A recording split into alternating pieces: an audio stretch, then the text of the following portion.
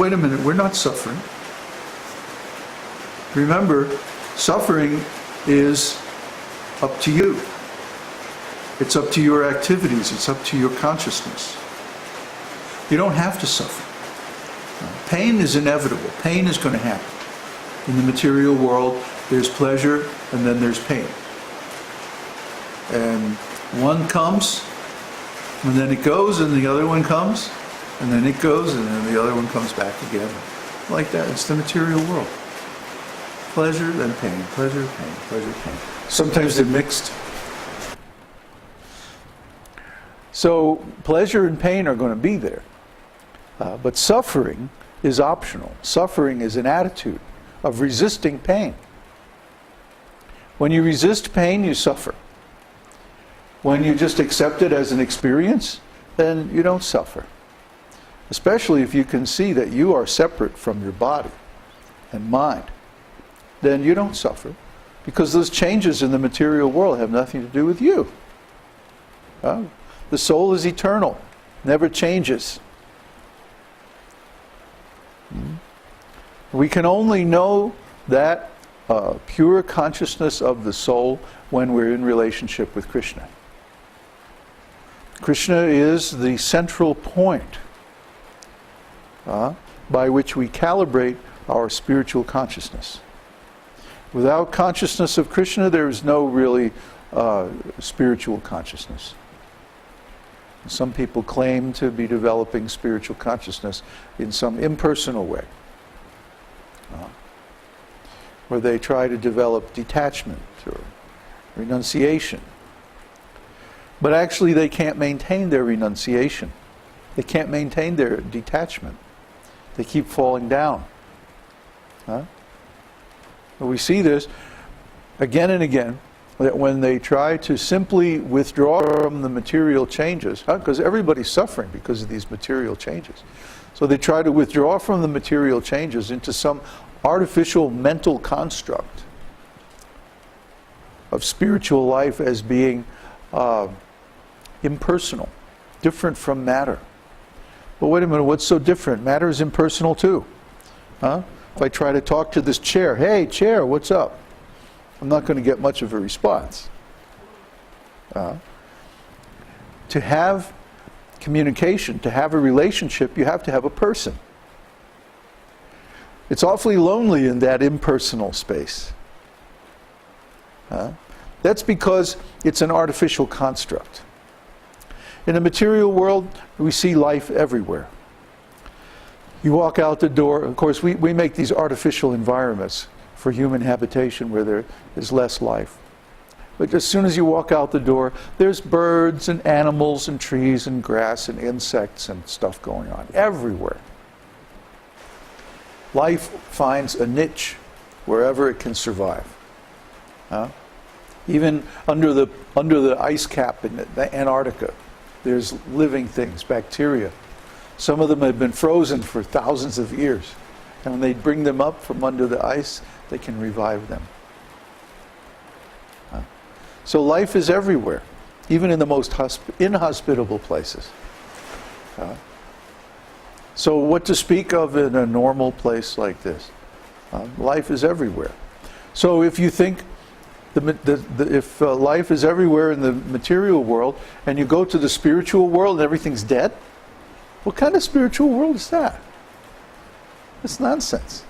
How can this world, which is full of life, come from a spiritual world that's impersonal and dead? It's not possible. I mean, there are unlimited arguments against the impersonal point of view. Unlimited. For every argument they make, we can make 10 arguments against it. Try to understand. Real spiritual life means, first of all, I am a spirit soul. I am a person. I have an identity. I have individuality. I have consciousness. I have feelings. I have all kinds of qualities that belong to a person. So if I have those qualities, what to speak of God? God must have all those qualities and more. Many, many more qualities. And he must have those qualities in unlimited abundance. My qualities are limited. Our qualities, because we're simply sparks of God. Parts and parcels, atomic fragments. And as soon as we realize that, then we put ourselves in relation with the Supreme Person. And this is our normal condition of spiritual life. In material consciousness, we're in a diseased condition because we're identifying with a material body and mind. Because of this, we become subject to all the changes in the material world, driven by time. But in the spiritual world, we come into eternity. Eternity is a higher dimension of time, where there's no change, there's no beginning or end, there's no birth or death. There's no suffering, there's no imperfection, no ignorance. Try to understand. Real spiritual life means the end of suffering. If someone is suffering, in fact, in the Nectar of Devotion we've been studying early on, I think it's in the 5th chapter, Rupa Goswami says that relief from material suffering is the first result. It's the first thing. Please don't wiggle the camera. Christian? Don't wiggle the camera. Yeah. It's the first thing, the first result that we get from devotional service. So what to speak of the other results, which are even better? Relief from suffering is not considered a very big thing. It's just a preliminary result of the neophyte stage of devotional service. What to speak of the topmost, perfect stage of devotional service. So try to understand how wonderful, how powerful, how potent this process is. It's such a powerful process that we can actually influence God. 100 years ago, my spiritual master said that this Western civilization is not at all good. I think it should be destroyed. And now it's happening. Now it's happening. And over the next year or two, you'll see it's going to fall completely apart. And something else will take its place. Spontaneous, self-organizing, distributed, decentralized communities based on local agricultural production. This is the wave of the future. We're going back to village life, back to the village model. No more of these big multinational corporations and soul-sucking factories and cheating banks and Wall Street and all this. It's all going away. Why? Because its karma has finally caught up with it. They've created so much bad karma. First of all, they're killing cows. And just because of this alone, that would be enough to destroy their society. The cow should never be killed. And then beyond that, they're cheating, they're lying. Politics, bad financial deals, and so many things. All this is going to come out this summer. All these secrets are going to come out. How they knew that this would actually result in a financial meltdown. And they did it anyway.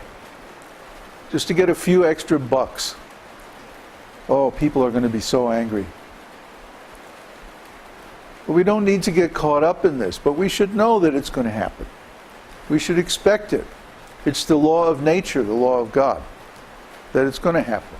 It's got to happen. Because why? The devotees wanted it to happen.